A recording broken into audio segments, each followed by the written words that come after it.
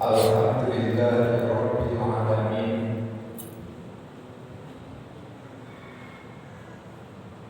Alladzi khalaqal mauta wal hayata liyabluwakum ayyukum ahsanu amala. Asyhadu an la ilaha illallah wahdahu la syarika lah wa asyhadu anna Muhammadan abduhu wa rasuluh la nabiyya ba'dah. Allahumma shalli wa sallim ala sayyidina Muhammad wa ala alihi wa sahbihi wa man tabi'ahum bi ihsan ila yaumiddin. Amma ba'd. Hadirin sidang jamaah subuh yang dirahmati Allah Subhanahu wa taala, terkhusus Pak Imam Masjid An-Nur, semoga senantiasa disehatkan badan jasmani rohaninya, semoga senantiasa dalam keberkahan Allah Subhanahu wa taala. Kemudian yang pertama-tama tentu mari kita sama-sama mengucapkan alhamdulillahirabbil alamin, yang mana Allah menghidupkan kita kembali pada subuh ini setelah mematikannya sejenak. Kita ditidurkan, kemudian kita dibangunkan kembali, merupakan nikmat yang besar dari Allah Subhanahu wa taala yang kita dapatkan pada subuh atau pada pagi hari. Dan kita diberi kesempatan oleh Allah untuk dapat melaksanakan ibadah sholat subuh berjamaah, yang mana insya Allah pahalanya sama dengan orang yang melaksanakan qiyamul lail atau sholat semalam suntuk. Nah, ibadahnya sholat subuh pahalanya begitu besarnya.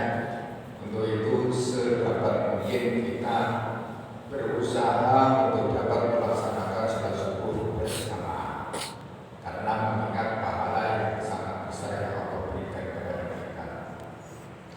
Kemudian bersolawat kepada Nabi Muhammad sallallahu alaihi wasallam di qouli Allahumma sholli ala sayyidina Muhammad wa ala ali sayyidina Muhammad. Semoga kita semuanya termasuk umat Nabi Muhammad yang kelak di yaumul qiyamah mendapatkan syafaatnya. Amin ya rabbal alamin. Bapak Ibu jamaah subuh yang dirahmati Allah Subhanahu wa taala, sudah sering kita dengarkan bahwa ketika mendengarkan nama Rasulullah disebut, maka kita diperintahkan oleh Rasul untuk bersolawat kepada beliau. Atau misalnya mendengar nama Muhammad disebut, yang dimaksud Muhammad Rasulullah, kita mengucapkan sallallahu alaihi wasallam. Jadi orang yang paling pelit di dunia, bahkan dunia akhirat, ketika disebut namamu dan dia tidak bersolawat, katanya. Nah, jadi kita jangan menjadi orang yang pelit karena kita mengharapkan syafaatnya Nabi kita Nabi Muhammad sallallahu alaihi wasallam. Jangan pelit-pelit membaca sholawat. Bahkan kalau dapat sholawat ini kita jadikan amalan, kita dawamkan, kita istiqomahkan dalam satu hari satu malam. Misalnya kita 100 sholawat misalnya. Seperti satu lagi amalan istighfar, kalau Nabi diriwayatkan 70 sampai 100 dalam satu hari satu malam. Nah, kita mencoba untuk dapat mengistiqomahkan bacaan-bacaan seperti istighfar misalnya, karena ada perintah dari Nabi kita Muhammad sallallahu alaihi wasallam. Kemudian bersolawat karena kita ingin mendapatkan syafaatnya Nabi Muhammad sallallahu alaihi wasallam. Bapak Ibu jamaah subuh dirahmati Allah Subhanahu wa taala, pada pagi hari ini saya ingin membacakan ada nasihat dari Sayyidina Ali radhiyallahu anhu wa karama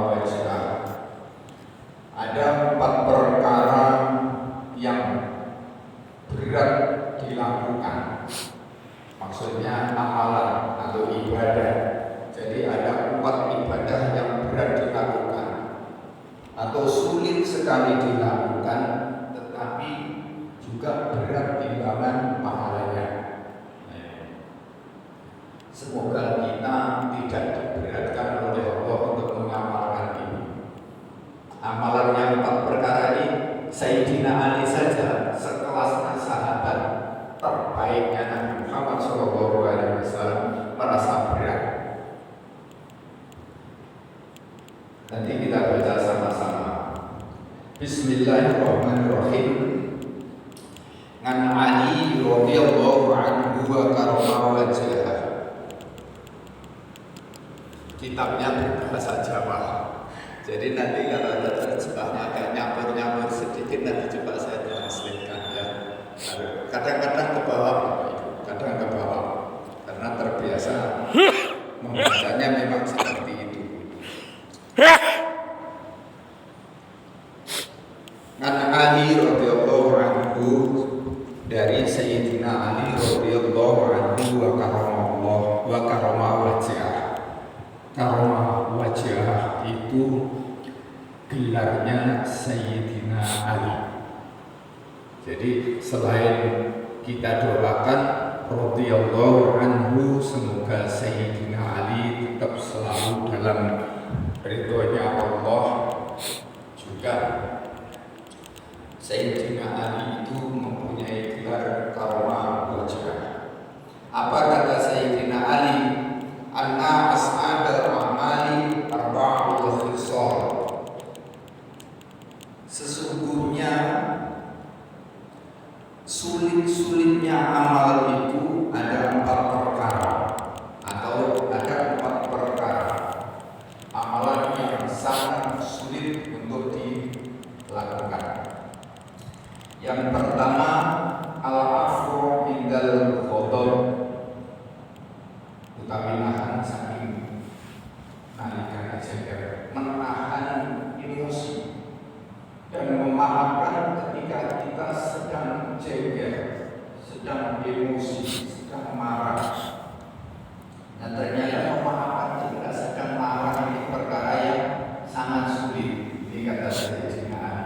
Nah, kita sulit atau tidak sulit memaafkan ketika marah? Ini kita tanya kepada hati kita masing-masing. Kita tanya kepada hati kita masing-masing. Tetapi amalan atau menahan emosi atau memaafkan ketika sedang jengkel, misalnya kita dibuat jengkel sama teman kita, kemudian bisa memaafkannya, maka ini pahalanya sangat besar. Ruwiya Nabi sallallahu alaihi wasallam, dan riwayatkan saking Kanjeng Nabi sallallahu alaihi wasallam, qala, berkata dari Nabi sallallahu alaihi wasallam itu bersabda, man kaffa ghadabahu, man kaffa sapa ghadabahu, maksudnya jengkel pokok nyegah sokongan Allah Ta'ala saking man kaffa ghadabahu kafallahu anhu adzaba. Barang siapa yang dapat menahan emosinya dan memaafkan ketika sedang jengkel, sedang marah-marahnya, kafallahu anhu adzaba, maka Allah menahan azabnya untuk orang yang bisa menahan emosinya tadi. Jadi memaafkan itu perkara berat, tetapi kita harus berusaha untuk dapat memaafkan siapapun yang membuat kita emosi. Siapapun kita harus berusaha, karena dengan demikian, dengan memaafkan, dengan menahan kejengkelan kita tadi, maka Allah menahan azabnya. Kemudian Nabi Shallallahu Alaihi Wasallam juga bersabda, man kafal ghadabahu fasaqaridahu wa badala ma'rufahu wa wasala rahimahu wa ada amanatahu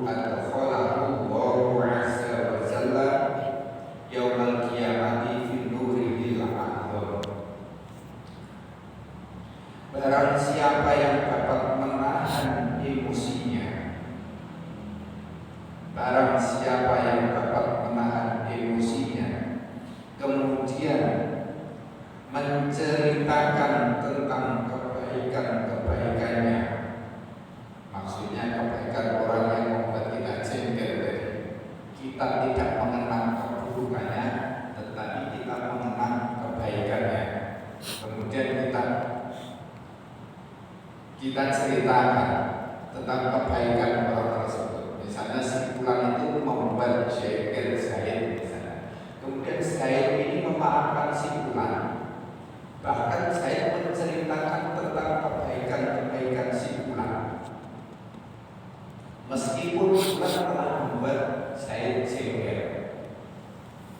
Ya, jadi barang siapa yang menahan emosinya, memaafkan ketika dibuat jengkel, dan menceritakan kebaikan-kebaikannya dan ridho, wabadalah an-yarquna sabaman ma'rufahu dan menceritakan kebaikan-kebaikan orang tersebut, wa sallallahu rahimahu lan ngake sokoman, dan memperkenalkan dirinya atau mendatangi sama keluarganya,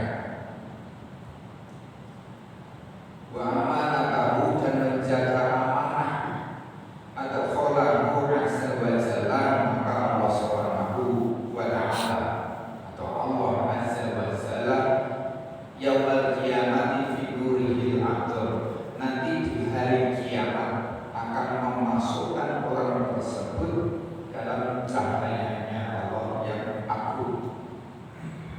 Ini memang berat. Makanya tadi saya sampaikan ada nasihatnya Sayyidina Ali itu amalan yang berat dilakukan.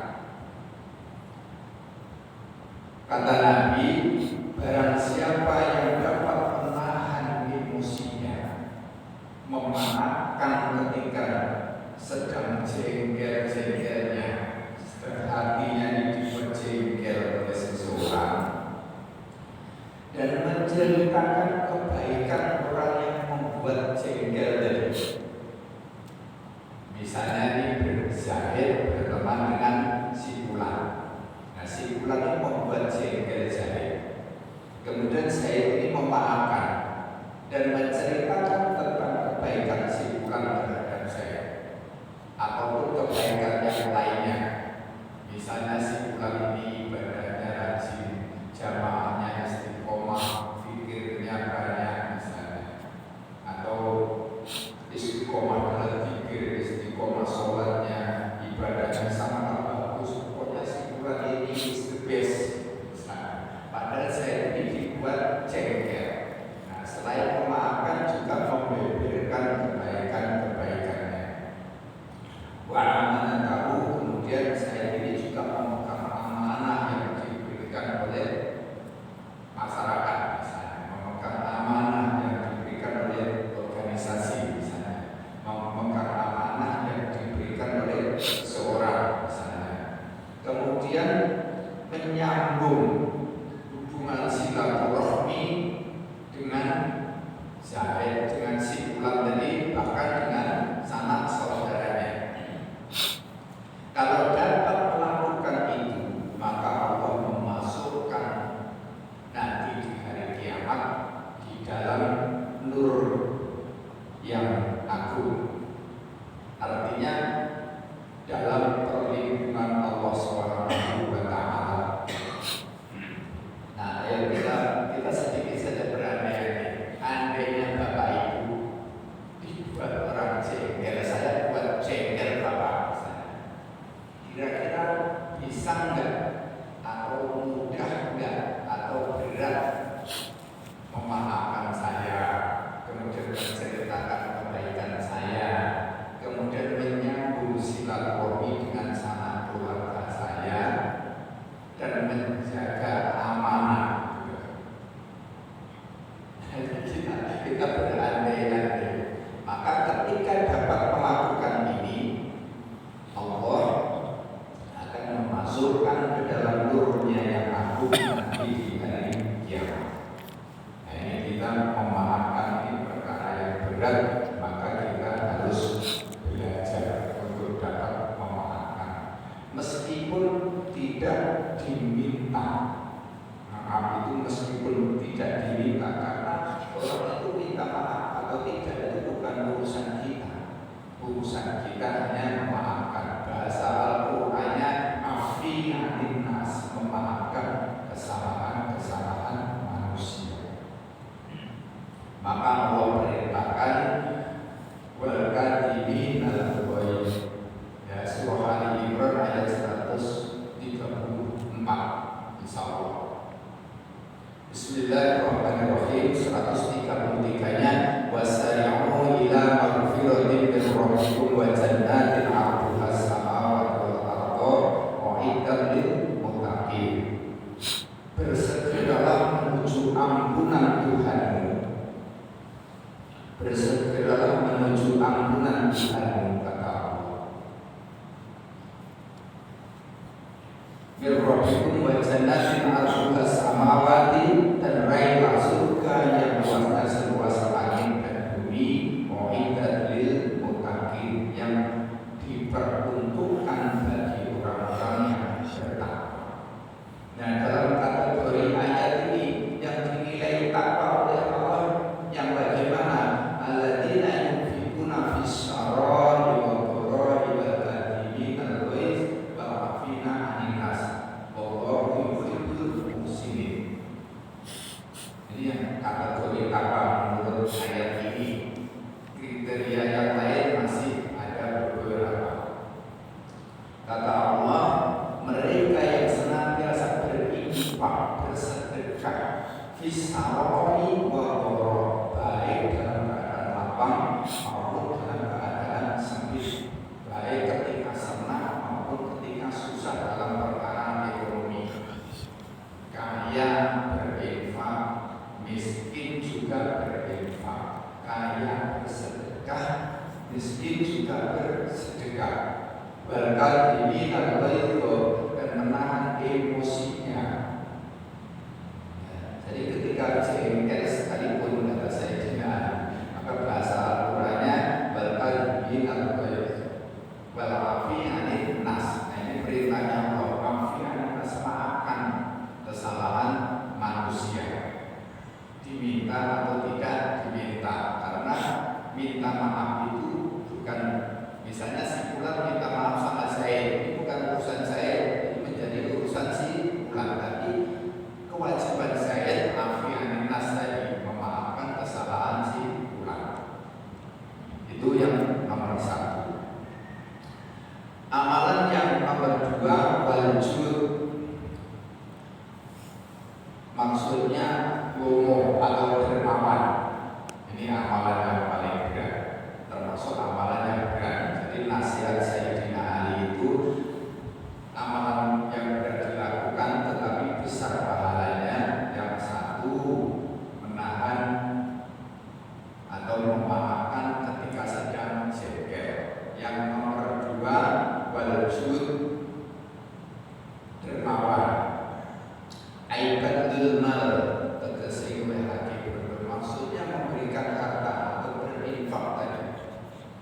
Nah, berinfak ini bahasa Al-Qur'annya menurut ayatnya tadi yusibun, memberikan, senantiasa berinfak, fisaroi wa dhara, ketika kita sedang senang ataupun sedang susah di dalam perkara ekonomi.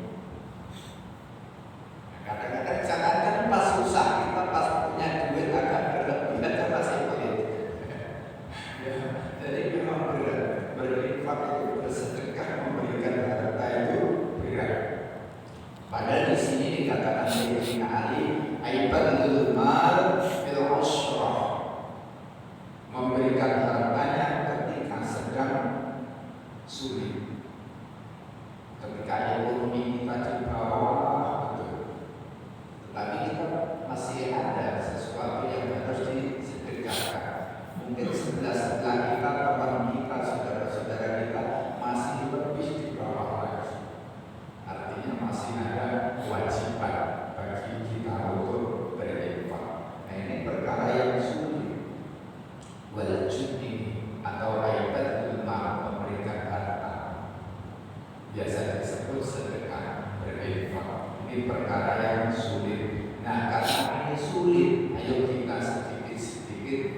belajar. Kita setiap bulan punya penghasilan, jangan lupa pakai listrik samping-samping kita. Kita setiap bulan punya penghasilan, jangan lupa anak-anak yatim di lingkungan kita. Jangan dilupakan. Gak bisa 50.000, 25.000. Gak bisa juga 25, 20.000. Gak harus semuanya. Misalnya yang di sebelah sini menjadi tanggung jawab orang yang di dekat sini. Kemudian yang di sebelah sana menjadi tanggung jawab orang yang di dekat sana. Gak harus satu lokasi, kita semuanya setiap bulan. Misalnya ini si Bula, besok ada sendiri lagi si Suto, misalnya. Bukan depannya ada sendiri lagi si Dada, misalnya. Jadi masing-masing dari kita ayo ambil bagian untuk anak istri, untuk anak yatim. Kita belajar memberikan apa itu. Jangan menjadi orang yang kikir dalam harta. Karena banyak nasihat kita dapatkan bahwa hartamu yang sesungguhnya adalah hartamu yang kau infakkan, kamu sedekahkan. Selain itu bukan harta kita. Nah, kalau kita selalu ingat ini, insya Allah kita termotivasi untuk berinfak, untuk bersedekah. Harta kita yang sesungguhnya harta yang telah diinfakkan. Yang di rumah itu bukan harta kita. Kita hanya sebatas memandang sesaat saja. Kenapa kok sesaat? Likulli umatin azal. Setiap umat itu punya batas waktu yang biasa disebut ajal. Artinya kalau ajalnya tiba, mau tidak mau kita harus pindah alam sebelah. Nah, di alam sebelah itulah kita tahu mana harta kita, mana yang bukan. Kalau membuktikan, ya nanti tunggu waktunya ajal telah tiba. Kalau ingin cepat-cepat ya silakan. Saya mau cepat dapat buktinya ya silakan duluan. Siapa yang pengen cepat, saya nanti saja. Agak belakang. Nah itulah harta kita yang sesungguhnya kita infakkan.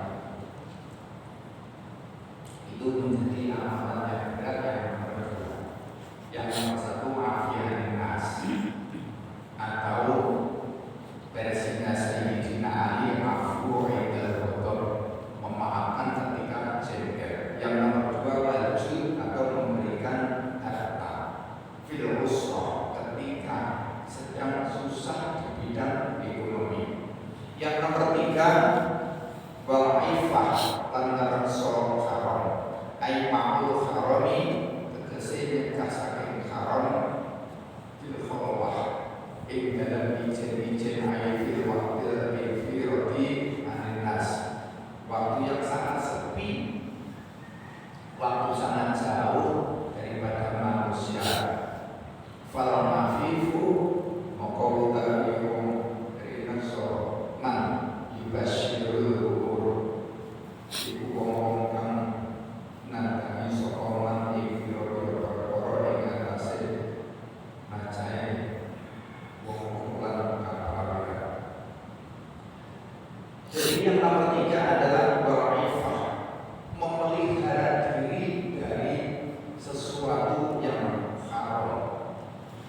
Ini sulit, apalagi disebutkan fil khalwah, kata Sayyidina Ali, pada saat sendirian, pada saat sepi. Nah, kita rame-rame saja masih suka yang haram-haram, apalagi waktu sepi. Nah, ini makanya menjadi perkara yang berat. Menjaga diri dari sesuatu yang haram, yang maksudnya haram itu bukan makanan saja, Bapak Ibu, bukan minuman saja. Kategori haram itu yang tidak diperbolehkan oleh syarak, tidak diperbolehkan oleh agama, itu haram.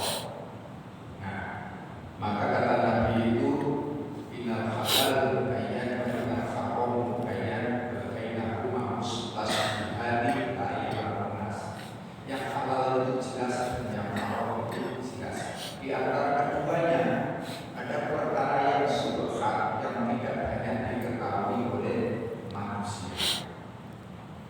Jadi halal itu amalan yang boleh diamalkan atau perilaku yang tidak melanggar syarat, perilaku yang boleh. Yang boleh itu apa? Misalnya kalau amalan boleh diamalkan, kalau makanan boleh dimakan, minuman boleh diminum, ini disebut halal. Sesuatu yang tidak boleh disebut haram. Amalan misalnya pekerjaan yang tidak boleh dikerjakan menurut syariat ini haram. Makanan yang tidak boleh dimakan itu haram. Minuman yang tidak boleh diminum itu haram. Nah, di antara keduanya ada yang remeng-remeng, ada yang subhat. Jangan dekat dengan subhat. Nah, kata Imam Syafi'i, jangan dekat-dekat dengan yang namanya subhat, sesuatu yang ragu-ragu, maka tinggalkan. Jangan ini halal atau haram ya. Nah, halal saja karena jumlahnya banyak, kalau sedikit baru halal. Nah, ini jangan. Sesuatu yang tidak ada dalilnya yang menghalalkan dan tidak ada dalil yang mengharamkan, ini namanya subhat. Maka tinggalkan yang subhat sampai ada dalil yang menghalalkan. Maksudnya jangan dikerjakan, jangan dimakan atau jangan diminum sesuatu yang tidak ada dalil yang menghalalkan tadi. Sampai datang dalil yang menghalalkan baru boleh dimakan, diminum atau dikerjakan. Nah, maka berifah menjaga diri dari sesuatu yang haram ini sangat sulit biasanya.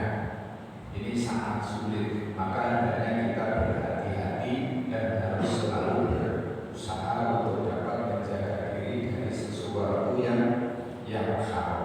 Itu yang nomor 3. Yang nomor 4, qaulul haqqi man yakhafu. Lan pangucap bener utawa pangucap hak marang wong kang segani wong-wong iman berkata yang benar meskipun terhadap orang yang sangat disegani oleh orang-orang di sekelilingnya. Ya, misalnya konteks kita di masjid yang disegani siapa? Pak Imam, Pak Ketua misalnya. Meskipun beliau sangat disegani, kita harus tetap berbicara yang benar. Maksudnya begini, ketika orang yang disegani itu melakukan sesuatu yang salah atau melakukan sesuatu yang mungkin benar tapi tidak pantas untuk didengarkan atau dilihat, maka kita harus mengatakan sesuatu yang bisa membuat orang yang disegani tadi tidak melakukan, tidak mengatakan perkara-perkara yang tidak pantas untuk didengar atau tindakan yang tidak pantas untuk dilihat. Nah, ini kadang-kadang ini berat. Maka Sayyidina Ali ini perkara yang berat. Qaulul haqqi man yakhafu. Berbicara yang benar terhadap orang yang disegani oleh orang-orang di sekeliling. Ini biasanya bertarung antara ilmu dan adab. Misalnya si Zaid ini berilmu, dia masih anak muda misalnya, ya. Kemudian si pulang tadi orang yang disegani, tokoh masyarakat atau tokoh desa atau mungkin ulama setempat misalnya, sangat disegani oleh orang di sekitarnya. Kemudian si pulang ini berbuat sesuatu yang di luar kepatutan, tidak pantas. Mungkin juga bisa yang dikerjakan itu benar, tapi kalau dilihat